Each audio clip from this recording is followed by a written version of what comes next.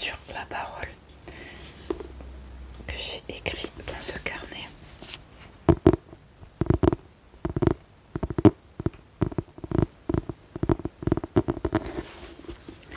J'en ai écrit, il me semble, une vingtaine. On commence la lecture avec Proverbe 16, 24. Les paroles agréables sont un rayon de miel. Elles sont douces pour l'âme et porteuses de guérison pour le corps. Proverbe 16, 24. Les paroles agréables sont un rayon de miel. Elles sont douces pour l'âme et porteuses de guérison pour le corps. Proverbe 26, 22. Les paroles du critiqueur sont comme des friandises. Elles descendent au plus profond de l'être. Proverbe 26, 22. Les paroles du critiqueur sont comme des friandises. Elles descendent au plus profond de l'être.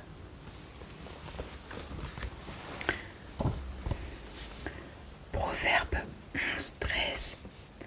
Celui qui propage des calomnies dévoile des secrets, tandis que l'homme digne de confiance les garde. Proverbe 11, 13. Celui qui propage des calomnies dévoile des secrets, tandis que l'homme digne de confiance les garde. Éphésiens 4, 25. C'est pourquoi, vous débarrassant du mensonge, dites chacun la vérité à votre prochain, car nous sommes membres les uns des autres. Éphésiens 4, 25. C'est pourquoi, vous débarrassant du mensonge, dites chacun la vérité à votre prochain, car nous sommes membres les uns les autres. Les uns des autres. Colossiens 4, versets 5 à 6. Conduisez-vous avec sagesse envers les gens de l'extérieur et rachetez le temps. Que votre parole soit toujours pleine de grâce et assaisonnée de sel, afin que vous sachiez comment il faut répondre à chacun. Colossiens 4, versets 5 à 6. Conduisez-vous avec sagesse envers les gens de l'extérieur et rachetez le temps. Que votre parole soit toujours pleine de grâce et assaisonnée de sel, afin que vous sachiez comment il faut répondre à chacun. Proverbe 12, 25. L'homme peut rabattre l'inquiétude qui est dans son cœur, mais une bonne parole la fera tourner en joie. Proverbe 12, 25. L'homme peut rabattre l'inquiétude qui est dans son cœur, mais une bonne parole la fera tourner en joie. 1 Pierre 3, versets 9 à 11. Ne rendez pas le mal pour le mal, ni l'insulte pour l'insulte. Bénissez au contraire. Vous le savez, c'est à cela que vous avez été appelés, afin d'hériter de la bénédiction. Si quelqu'un, en effet, veut aimer la vie et voir des jours heureux, qu'il préserve sa langue du mal et ses lèvres des paroles trompeuses, qu'il se détourne du mal et fasse le bien, qu'il recherche la paix et la poursuive. 1 Pierre 3, versets 9 à 11. Ne rendez pas le mal pour le mal, ni l'insulte pour l'insulte. Bénissez au contraire. Vous le savez, c'est à cela que vous avez été appelés, afin d'hériter de la bénédiction. Si quelqu'un, en effet, veut aimer la vie et voir des jours heureux, qu'il préserve sa langue du mal et ses lèvres des paroles trompeuses, qu'il se détourne du mal et fasse le bien, qu'il recherche la paix et la poursuive. Proverbe 18, 21. La langue a le pouvoir de vie et de mort. Ceux qui aiment parler en goûteront les fruits. Proverbe 18, 21. La langue a le pouvoir de vie et de mort. Ceux qui aiment parler en goûteront les fruits. Éphésiens 4, 29.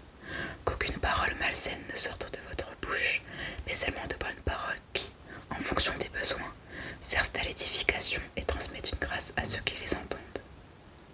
Éphésiens 4, 29. Qu'aucune parole malsaine ne sorte de votre bouche, mais seulement de bonnes paroles qui, en fonction des besoins, servent à l'édification et transmettent une grâce à ceux qui les entendent.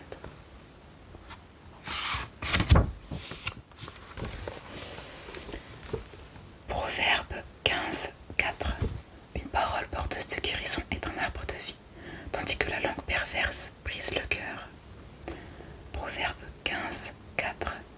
Une parole porteuse de guérison est un arbre de vie, tandis que la langue perverse brise le cœur. Matthieu 12, versets 36-37. Je vous le dis, le jour du jugement, les hommes rendront compte de toute parole inutile qu'ils auront prononcée. En effet, d'après tes paroles, tu seras déclaré juste, et d'après tes paroles, tu seras condamné. Matthieu 12, versets 36 et 37. Je vous le dis, le jour du jugement, les hommes rendront compte de toute parole inutile qu'ils auront prononcée.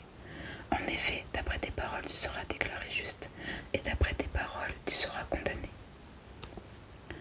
Proverbe 10, 19. Celui qui parle beaucoup ne manque pas de péché, mais celui qui met un frein à ses lèvres est un homme avisé. Proverbe 10, 19.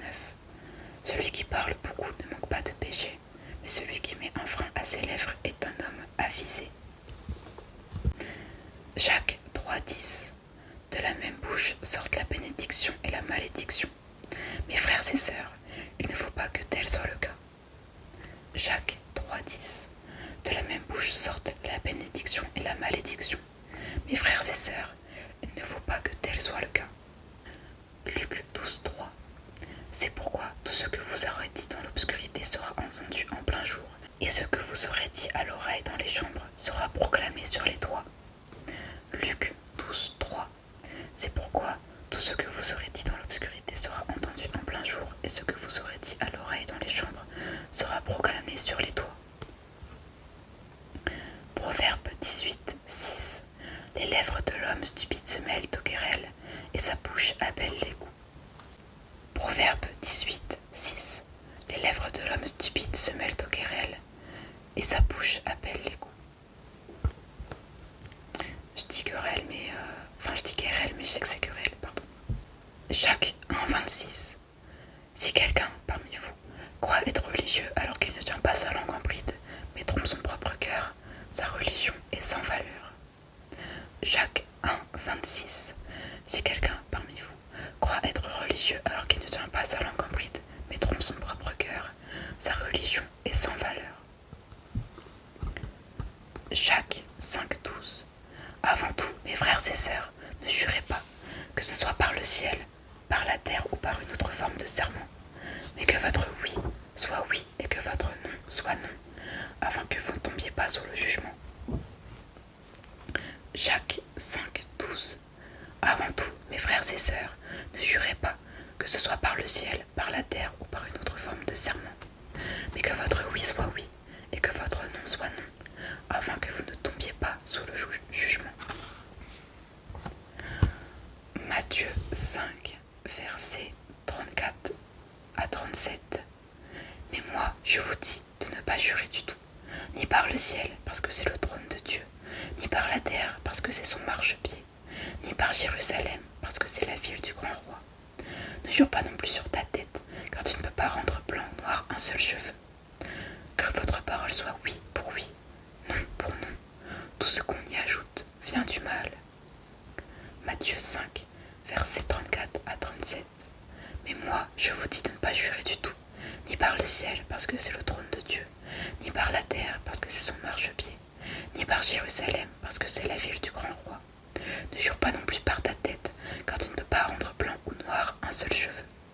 Que votre parole soit oui pour oui, et non pour non. Tout ce qu'on y ajoute vient du mal. Jacques 3, versets 4 et 5. Voyez aussi les bateaux, même très grands et poussés par de vents impétueux. Ils sont conduits par un tout petit gouvernail, là où le pilote le veut. De même, la langue est un petit membre et elle peut se vanter de grandes choses. Voyez comme un petit feu peut embraser une grande forêt. Jacques 3, versets 4 et 5. Voyez aussi les bateaux, même très grands et poussés par de vents impétueux. Ils sont conduits par un tout petit gouvernail, là où le pilote le veut. De même, la langue est un petit membre et elle peut se vanter de grandes choses. Voyez comme un petit feu peut embraser une grande forêt. Proverbe 21, 23. Celui qui veille sur sa bouche et sa langue se préserve de bien des malheurs. Proverbe 21, 23. Celui qui veille sur sa bouche et sa langue se préserve de bien des malheurs. Psaume 141, 3. Éternel, garde ma bouche, veille sur la porte de mes lèvres.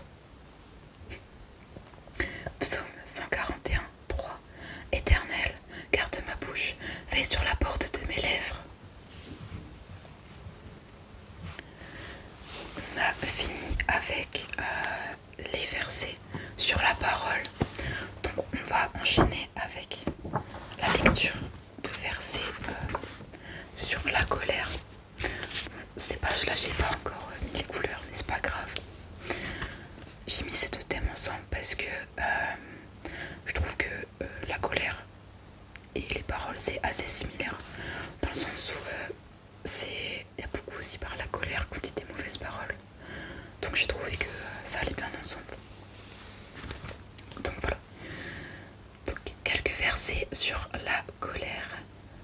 Psaume 37, versets 7 et 8.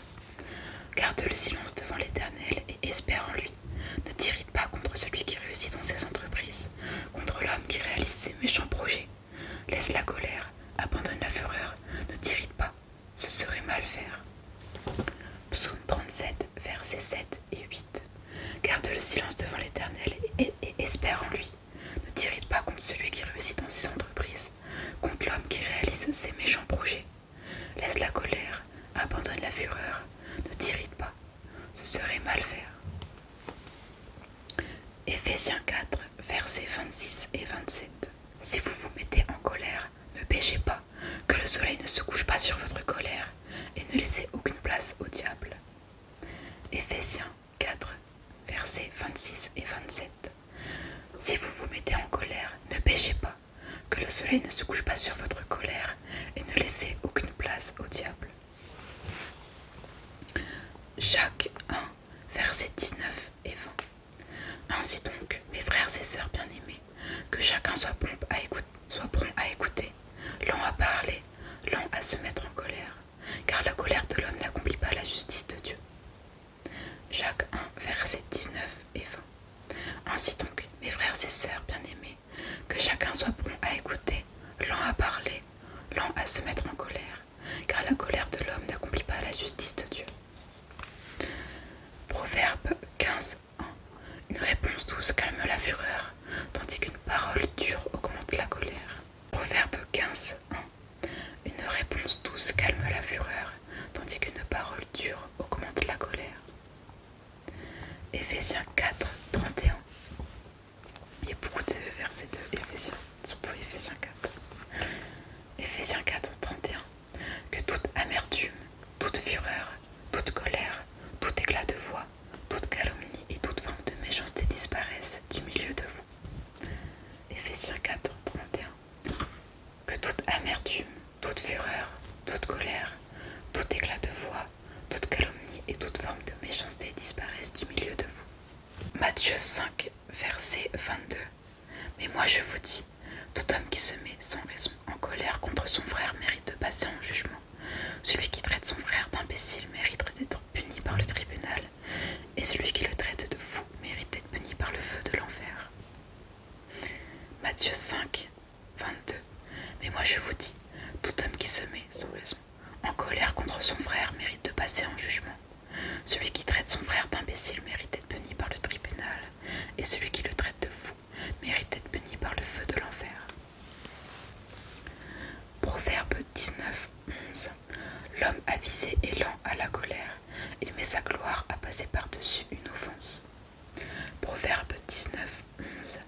L'homme avisé est lent à la colère, il met sa gloire à passer par-dessus une offense. Ecclésiaste 7, 9. Ne t'irrite pas trop vite intérieurement, car l'irritation est le propre des hommes stupides. Ecclésiaste 7, 9. Ne t'irrite pas trop vite intérieurement, car l'irritation est le propre des hommes stupides.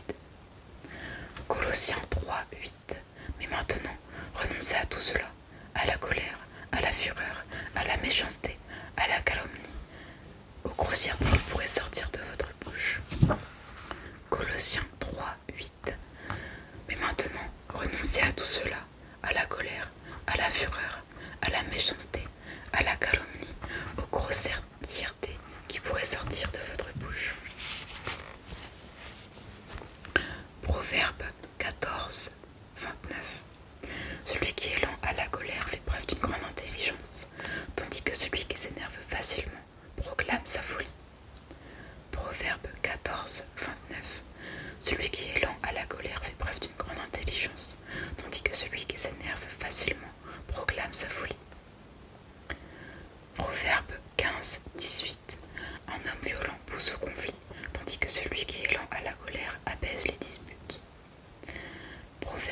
15, 18. Un homme violent pousse au conflit, tandis que celui qui est lent à la colère apaise les disputes. Proverbe 29, 22. Le colérique pousse au conflit, l'homme plein de fureur commet beaucoup de transgressions. Proverbe 29, 22. Le colérique pousse au conflit, l'homme plein de fureur commet beaucoup de transgressions. Proverbe 17, 14. S'engager dans un conflit, c'est ouvrir une vanne. Avant que la dispute n'éclate, retire-toi. Proverbe 17, 14. S'engager dans un conflit, c'est ouvrir une vanne. Avant que la dispute n'éclate, retire-toi. Proverbe 25, 28. Une ville démantelée, sans murailles, voilà ce qu'est l'homme qui n'est pas maître de lui-même. Proverbe 25, 28. Une ville démantelée, sans murailles, voilà ce qu'est l'homme qui n'est pas maître de lui-même. Proverbe 26, versets 24 à 26. Celui qui éprouve de la haine se déguise avec ses paroles et il cache au fond de lui la tromperie. Lorsqu'il prend une voix douce, ne le crois pas, car il y a cette horreur dans son cœur. Il a beau cacher sa haine par l'hypocrisie, sa méchanceté se révélera dans l'assemblée. Proverbe 26, versets 24 à 26. Celui qui éprouve de la haine se déguise avec ses paroles et il cache au fond de lui la tromperie. Lorsqu'il prend une voix douce, ne le crois pas, car il y a cette horreur dans son cœur. Il a beau cacher sa haine par l'hypocrisie, sa méchanceté se révélera dans l'assemblée. Et voilà, on a fini avec la lecture des versets sur